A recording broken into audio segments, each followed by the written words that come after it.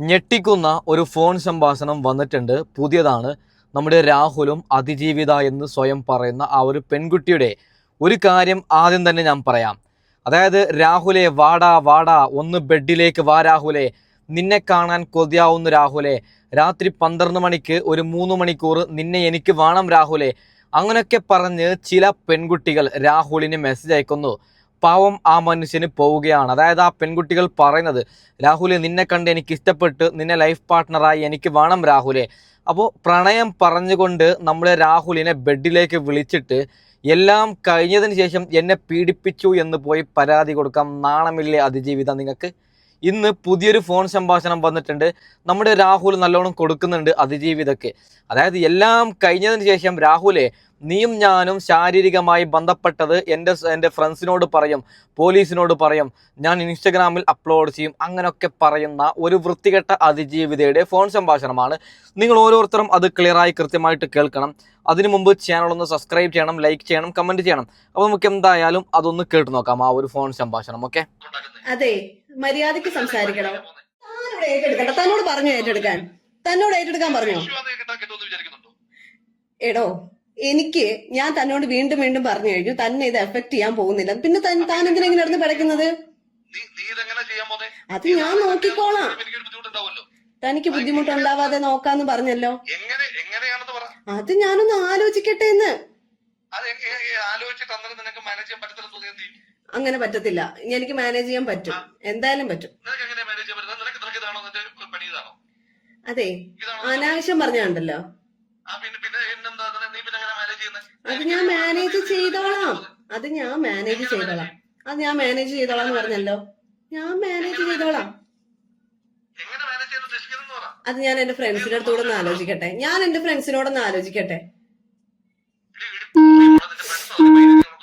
അതെ, മര്യാദയ്ക്ക് സംസാരിക്കണം. എന്താന്ന്? അത് കുഴപ്പമില്ല, ഞാൻ അനുഭവിച്ചോളാം. താൻ ഇത്രയും വൃത്തിയായിട്ട് രീതിയിൽ എന്നോട് സംസാരിക്കേണ്ട ആവശ്യമൊന്നുമില്ല കേട്ടോ. ഓ, അങ്ങനെയാണ്. അപ്പൊ താൻ തന്റെ കാര്യം മാത്രം നോക്കുന്ന ഒരാളിന് ഞാൻ എന്തിനാ കൺസേൺ? ഈ വിഷയത്തിനകത്ത് ഒരുമിച്ചല്ലാത്ത തീരുമാനത്തിലല്ല എന്റെ കാര്യം, അല്ലാതെ പിന്നെ കാര്യം നോക്കാൻ പറ്റുമോ? ഒരുമിച്ചുള്ള തീരുമാനങ്ങൾ രണ്ടുപേർക്കും കൂടെ നോക്കാം. എടോ, ഇത് ഞാൻ ഒറ്റയ്ക്ക് ഉണ്ടാക്കി എടുത്തതല്ല കേട്ടോ. 70% റെസ്പോൺസിബിലിറ്റി തനിക്കാണ്. എടോ, മര്യാദയ്ക്ക് സംസാരിക്കേ കേട്ടോ. എനിക്ക് തന്റെ അത്ര തരംതാഴാൻ പറ്റത്തില്ല. താൻ മിടുക്കനായിട്ടാണല്ലോ ഇതിപ്പോ വന്നത്. താൻ ഭയങ്കര മിടുക്കനാണ്. താൻ എന്തോ പറയും. എന്ത് ഓപ്ഷനാണ്? ഞാനത് പോയി ചെയ്യണം എന്ന് താൻ പറയുന്നത്. എനിക്കതിപ്പോ ചെയ്യാൻ മനസ്സില്ലെങ്കിൽ എന്താ ചെയ്യാ? ഞാൻ തന്നെ ഇതുവരെ ഒന്നിലും ഇൻവോൾവ് ചെയ്യിക്കത്തില്ല എന്ന് പറഞ്ഞു. പിന്നെ തന്നെ എങ്ങനെയാണ് എഫക്ട് ചെയ്യുന്നത്? അത് തന്റെ പേര് പറയുന്നല്ലോ ഞാൻ പറഞ്ഞത്. ഞാൻ അവരോടൊന്ന് ആലോചിക്കട്ടെ എന്ന് പറഞ്ഞു. അവരെന്റെ കൂടെ ഉണ്ടായിരുന്നുള്ളൂ. എനിക്ക് അവരെ ഡിപ്പെൻഡ് ചെയ്യാൻ പറ്റത്തുള്ളൂ. പിന്നെ താനുണ്ടായിരുന്നോ? എന്റെ ആത്മാർത്ഥ സുഹൃത്തുക്കളോട് പോലും ഞാൻ ഇപ്പോഴും പറയാതെ അവരുടെ മുന്നിൽ ഞാൻ തല കുനിച്ചാണ് നിൽക്കുന്നത്. അറിയാവോ? നിങ്ങളുടെ നാടകം നിർത്താൻ. നിങ്ങൾ ഇത്രയും നേരം എന്താ സ്നേഹ നാടകം കളിച്ചുകൊണ്ടിരിക്കുവായിരുന്നോ? എന്താ അല്ലേ, വീട്ടിൽ ഭർത്താവുള്ള കാര്യം രാഹുലിനോട് പറയുന്നില്ല. അതായത് 2-3 കുട്ടികളൊക്കെയുള്ള അതിജീവിതന്മാരാണ്. അതൊന്നും പാവം നമ്മുടെ രാഹുലിനോട് പറയാതെ പ്രണയം സ്ഥാപിച്ചതിന് ശേഷം ഇതേ അതിജീവിതന്മാർ ഫ്ലാറ്റ് ബുക്ക് ചെയ്യുകയാണ് രാത്രി 12 മണിക്കും 11 മണിക്കും. രാഹുലെ വാടാ രാഹുലെ, എനിക്ക് നിന്നെ കണ്ട് ഇഷ്ടപ്പെട്ടു രാഹുലെ, നിൻ്റെ സ്പീച്ച് എനിക്ക് ഇഷ്ടപ്പെട്ടു രാഹുലെ, നിന്നെ എനിക്ക് വേണം രാഹുലെ എന്ന് രാഹുലിൻ്റെ പിന്നിൽ നടക്കുകയാണ്. ഒക്കെ വിടാതെ പിന്നിൽ നടക്കുകയാണ്. പാവം ആ മനുഷ്യന് ഇവറ്റകൾ പറയുന്നത് സത്യമാണ്. ഇവറ്റകൾക്ക് എന്നോട് സ്നേഹമുണ്ട്. ഇവറ്റകളെ ഞാൻ എൻ്റെ ലൈഫ് പാർട്ട്ണറാക്കുമെന്ന് പാവം ആ മനുഷ്യന് വിചാരിച്ചിട്ട്, ഓക്കെ എനിക്ക് സമ്മതമാണ്, ഞാൻ നിങ്ങളെ വിവാഹം കഴിക്കാമെന്ന് അങ്ങനെ പറഞ്ഞിട്ടാണ് ഈ 3 കേസിലോ. രണ്ടാമത്തെ കേസ് അങ്ങനെ ഒരു അതിജീവിത ഇല്ല. ഇത് ഏത് അതിജീവിതയുടെ ഫോൺ സംഭാഷണം എന്ന് ഞാൻ പറയുന്നില്ല. പറഞ്ഞാൽ നമുക്ക് പണി കിട്ടും. ഓക്കെ, അപ്പം ഞാൻ വിഷയത്തിലേക്ക് വരികയാണ്. നോക്കൂ നിങ്ങൾ. അതായത്, ഈ പറയുന്ന അതിജീവിതന്മാർ നമ്മുടെ രാഹുലിനോട് പറഞ്ഞ് പറ്റിക്കുകയാണ്. വീട്ടിൽ ഭർത്താവുള്ള കാര്യം ഒന്നും പറയാതെ, വാ രാഹുലെ, എനിക്ക് നിന്നെ വേണം രാഹുലെ, ഒന്ന് ശാരീരികമായി ബന്ധപ്പെടണം രാഹുലെ, എനിക്ക് ആഗ്രഹമാണ് രാഹുലെ, നീയുമായി ശാരീരികമായി ബന്ധപ്പെടാൻ എനിക്ക് നല്ല ആഗ്രഹമുണ്ട് രാഹുലെ, ഞാൻ നിന്റെ ലൈഫ് പാർട്ട്ണറല്ലേ രാഹുലെ, ഞാൻ നിന്റെ കാമുകിയല്ലേ രാഹുലെ, പ്ലീസ് വാടാ രാഹുലെ, ഞാൻ രാത്രി 12 മണിക്ക് മറ്റേ ഫ്ലാറ്റ് ബുക്ക് ചെയ്തു രാഹുലെ, നീ ഫ്ലാറ്റിലേക്ക് എത്തിയാൽ മതി രാഹുലെ എന്ന് നിർബന്ധിച്ച് വിളിക്കുകയാണ്. ഒരു കാര്യം ഞാൻ പറയാം, നമ്മൾ മനുഷ്യന്മാരല്ലേ. ഈ വീഡിയോ കാണുന്ന ആണിനോടും പെണ്ണിനോടും ഒരു കാര്യം ഞാൻ പറയാം. അതായത് കാമം എന്നത് എല്ലാവർക്കുമുണ്ട്. കാമം എല്ലാവർക്കുമുള്ള സംഗതിയല്ലേ.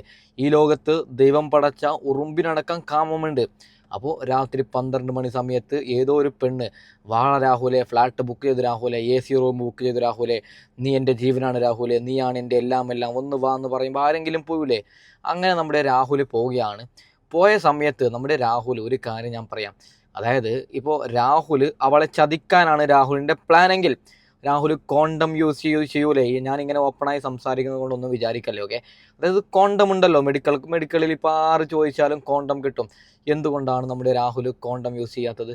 അപ്പോൾ രാഹുലിനറിയും എന്ത്, ഇവളെ എൻ്റെ ലൈഫ് പാർട്ട്ണർ ആക്കണം, ഒരു കുഞ്ഞ് ജനിച്ചാൽ പ്രശ്നമില്ല, ഇവളാണ് എൻ്റെ എല്ലാം. അങ്ങനെ വിചാരിച്ചിട്ടാണ് നമ്മുടെ രാഹുൽ പാവം ഇവളുമായി ശാരീരികമായി ബന്ധപ്പെട്ടത്.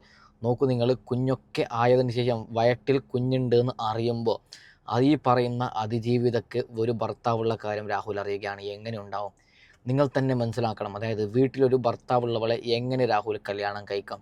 രാഹുലിനെയാണ് ഇവൾ ബ്ലാക്ക് മെയിൽ ചെയ്തത്. രാഹുലിനോട് വീട്ടിൽ ഭർത്താവുള്ള കാര്യം എല്ലാം പറയാതെ പറ്റിക്കുകയായിരുന്നു ഈ അതിജീവിത. എന്താ അല്ലേ, എല്ലാം കഴിഞ്ഞതിന് ശേഷം ആരുടെയോ കയ്യിൽ നിന്ന് പൈസ മേടിച്ചിട്ട് നിന്നെ ഞാൻ കേസിൽ കൊടുക്കും, അങ്ങനെ ചെയ്യും, ഇങ്ങനെ ചെയ്യും, നിരന്തരം മെസ്സേജ് അയക്കുകയാണ്. എൻ്റെ ഫ്രണ്ട്സിനോട് ഞാൻ പറയും, ഞാൻ ഇൻസ്റ്റാഗ്രാമിൽ റീൽ അപ്ലോഡ് ചെയ്യും എന്നൊക്കെ പറഞ്ഞിട്ട്. എന്താ അല്ലേ, നാണമുണ്ടോ അതിജീവിതയോട് ഒരു കാര്യം പറയുകയാണ്, നീ കാരണം ഇനി ആർക്കെങ്കിലും, അതായത് റിയലായി ഇങ്ങനെ എന്തെങ്കിലും ഒരു കേസ് അനുഭവിക്കുകയാണെങ്കിൽ ആരും മൈൻഡ് ചെയ്യുക. കാരണം ഇപ്പോൾ നിലവിൽ ഒരു കാര്യം ഞാൻ പറയാം, പെൺകുട്ടികൾ എന്നെ പീഡിപ്പിച്ചു എന്ന് പരാതി കൊടുക്കുമ്പോൾ ഒരു 75% കള്ളപ്പരാതികളാണ്. ആരുടെയോ കയ്യിൽ നിന്ന് പൈസ മേടിച്ചിട്ടോ അല്ലെങ്കിൽ കൊടുക്കാൻ വേണ്ടിയിട്ട് ചുമ്മാ കേസ് കൊടുക്കുകയാണ്.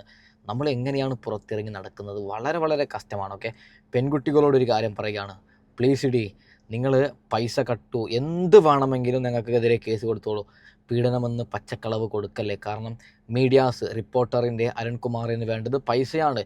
അതുകൊണ്ട് എനിക്കെതിരെ ഏതെങ്കിലും ഒരു പെണ്ണ് നാളെ പീഡിപ്പിച്ചു എന്ന് വെറുതെ കേസ് കൊടുത്തു കഴിഞ്ഞാൽ എൻ്റെ ഫേസ് ഇങ്ങനെ നിരച്ചിട്ട് പറയും, അൽത്ത് പീഡിപ്പിച്ചു എന്ന്.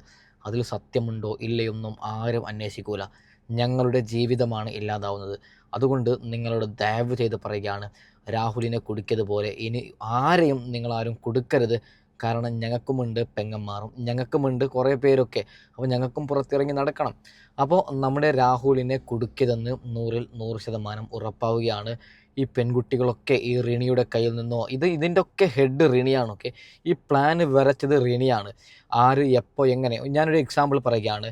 റിണിൻ്റെ ഒരു സ്ക്രിപ്റ്റിൻ്റെ ഭാഗം ഒരു 5-6 പെൺകുട്ടികളെ ഓൾറെഡി സെറ്റ് ചെയ്യുന്നു. എൻ്റെ മാത്രം അഭിപ്രായമാണ്. ഓക്കെ, അതായത് ഒരു 5-6 പെൺകുട്ടികളെ സെറ്റ് ചെയ്യുന്നു.